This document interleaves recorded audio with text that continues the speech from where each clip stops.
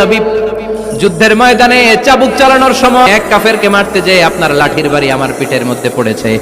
আপনি যেহেতু এই কিসাসটা আদায় করতে চান, আপনার পিঠে আমি লাঠির বাড়ি মেরে এটারে শোধবোধ করে দিতে চাই। বিশ্বনবী বললেন, আসো তুমি এসে আমার পিঠে লাঠি দিয়ে চাবুক দিয়ে বাড়ি মারো। সাহাবী বলে, ও নবী, যখন আপনি আমার চাবুকটা পিঠের মধ্যে মেরেছেন, আমার পিঠে তখন জামা ছিল না। আপনি যদি যথা নিয়মে কিসাসটা আদায় করতে চান, আপনার জামাটা খুলেন, খালি পিঠের মধ্যে বাড়িটা মার। সাইয়েদনা ওমর ফারুক হাতের জামা এরকম পড়তে শুরু করছে, আয় এদিকে আয়। বিশ্বনবী বললেন, ও ওমর থামো, মারতে দাও। বিশ্বনবী উনার জুব্বাটা উপরের দিকে উঠালেন, পিঠের মধ্যে বাড়ি দেওয়ার জন্য ওই সাহাবীকে ডাকলেন। ওই সাহাবী বিশ্বনবীকে পিছন দিক থেকে জড়িয়ে ধরে ওই মোহরে নবুয়তের মধ্যে চুমু দিয়ে ফেলেছে। সাহাবী বললেন, নবী গো, এই নাটক করার জন্য আপনি আমারে মাফ করে দিয়েন।